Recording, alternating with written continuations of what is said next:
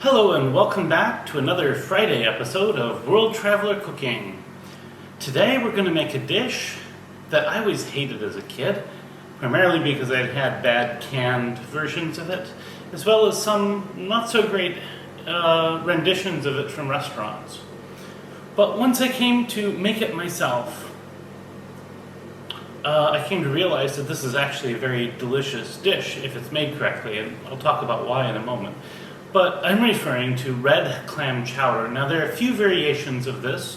The most famous one is the Manhattan-style clam chowder. But also Rhode Island has a red clam chowder as well. They have a red chowder, a white chowder, and a clear chowder, and I'll probably talk about their clear chowder in a future video. Now, before we start, it's really important to know a few things about clam chowder generally. The first thing is that it's probably based on a Portuguese dish, clear seafood soup, that would have probably been cooked along with hardtack. So this is a maritime dish. It's something where you'd have basically these really hard, thick crackers that you'd have to make edible somehow, and one way to make it edible would be to cook it in a soup along with clams and vegetables in order to make something that would be really, probably quite delicious. At some point I may try to recreate like the original hardtack based clam chowder. But once chowder became really kind of well established in the Northeast United States, regions started developing their own variants of them. So I think it's very likely that Scottish influence, particularly in New England clam chowders, led to the addition of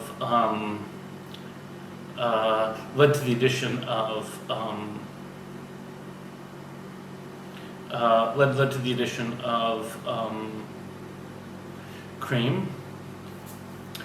And I also think it's very likely that Italian variants led to the addition of tomatoes in some areas also. Now, in particular, the variations of how tomatoes are used, or the techniques of how tomatoes are used and how the chowder is constructed is a little different. And it resembles Italian cuisine a lot more than you see in some of the other clam chowders. So, in my view, the best way to look at this is as like an Italian-American dish, even though it never really kind of got the Italian label in the United States. So, I have to find some pork for this. I'll be back for that in a moment, but otherwise I'll go through my ingredients. I have 3 kilograms, that is 6 pounds of clams. And in Indonesia here I'm using these, what are called kerang tahu or tofu clams. They're just called that because of their color. In the US typically you'd use a quahog or a cherry stone. These are slightly larger than this, but you use a similar amount. We have an onion, we have some celery, and although this is a smaller celery, so I'll use maybe like half of a bunch rather than one rib. I have 2 carrots here, onion, and some people like to add a little chili powder, pepper. I'm going to add a little chili pepper here. I have 2 kilograms of potatoes, and I have 2 cans of whole tomatoes in juice. Now these are Italian tomatoes, so it'll be a little thicker, but you know, just standard. Normally what you'd put in are going to be crushed tomatoes. Now, one final note before we get started is that very typically, both in restaurant settings and in canned versions, typically they just use tomato paste, and they typically don't do a very good job with the cheddar. Okay?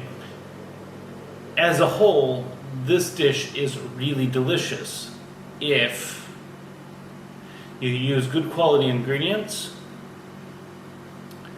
and you really try to pay attention to the fact that this is not a white chowder, this is something different.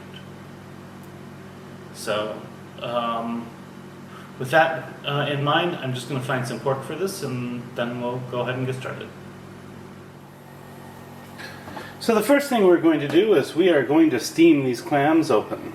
So we're going to do this by adding a bit of water to the clams, maybe a quarter cup, 100 some odd milliliters, and just closing it, putting it on to boil, and we'll be back once these have steamed open. Now, I did forget to get bacon, so I'm going to be substituting some other pork as a result.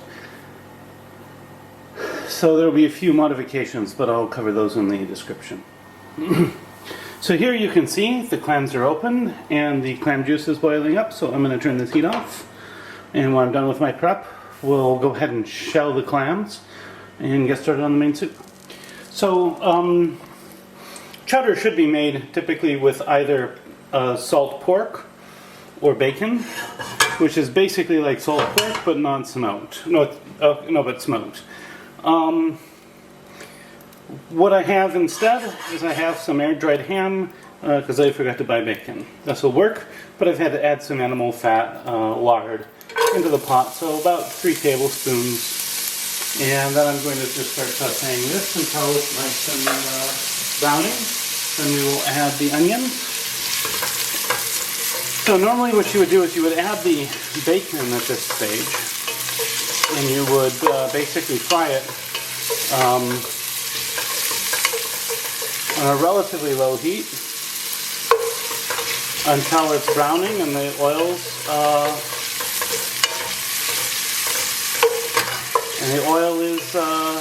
or the fat is rendered off, and then you would pour off most of the fat, leaving a couple of tablespoons. So here we're adding the fat from the start instead.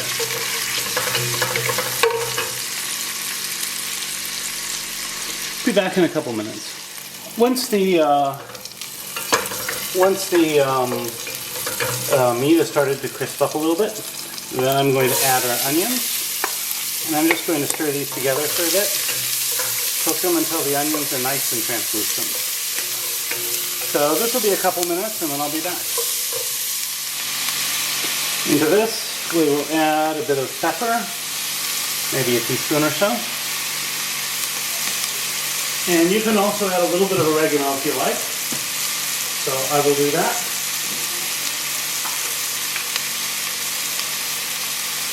So we'll just stir this all together for a bit. And this is very much the American side. I don't think either the Portuguese or Italian constituents would have done that. So, now that the onions are cooking down a bit, I am going to add the veggies.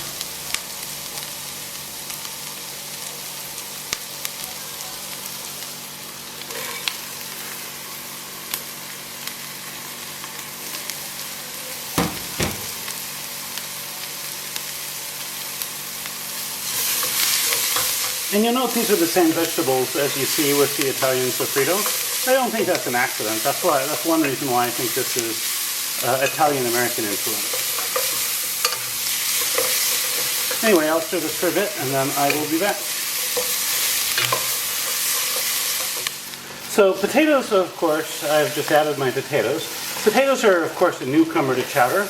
Originally it was all hardtack, and then common crackers, which are sort of a newer version of hardtack, were substituted, and then eventually potatoes were added. So we're going to start by stirring these potatoes together, and then we are going to add the clam juice.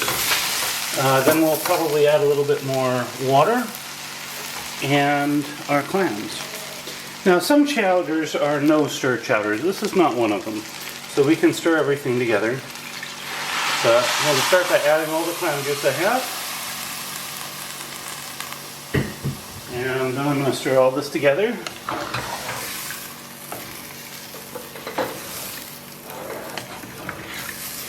And of course it is going to require just a little more water, but not a lot. And it will probably also require some salt, just because of how much stuff I have here that the salt's going to absorb. No, it's going to absorb all this salt. So, in with the clams. add sugar, I would say, no, sorry, salt, I would say about half as much as you would for a soup this size. Because the clam juice should already have this, but you can also let it cook for a bit and then adjust. That's your choice. I will probably taste and adjust in a bit. Stir this up, and I'll add some water. Basically just enough to kind of cover the potatoes. So I've probably added a little more water than I should, but I'm sure some of it will boil off. It'll be fine. I'm going to basically bring this to a boil and then I'll let it simmer for quite a while so that the potatoes cook all the way through and the starch should begin to thicken the broth.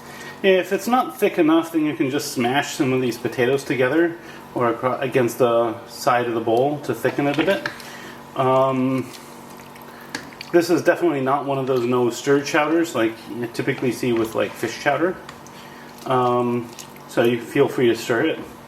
And yeah, once this is thickened up, I will be back.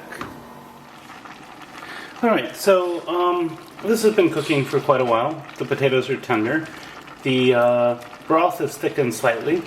If you want a thicker broth, you can either stir in some cornstarch, or you can basically, the more traditional thing is basically to crush a few of these potatoes along the side here.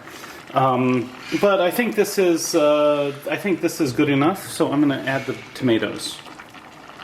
And so in go 2 cans of hand crushed tomatoes. And then after this point, we'll boil it for another 5 minutes, and then we'll be ready to serve. So at that point, I'll do a taste test. And after that point, we can, at that point we can basically do a taste test. The soup also really reheats really well, so after that point we can just basically take it off the heat and heat it up again for the next meal. And look at that. That is our red clam chowder. You're going to notice that the color of the sauce is very, very, very similar to the Neapolitan vongole sauce.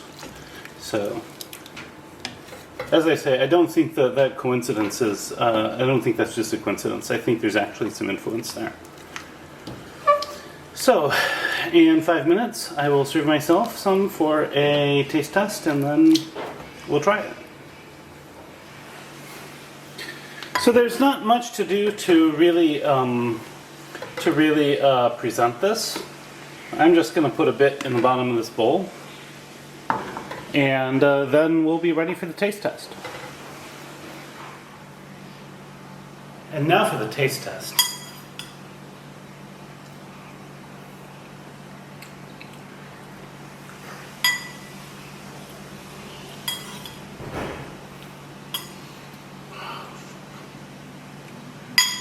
Try this again. And now for the taste test.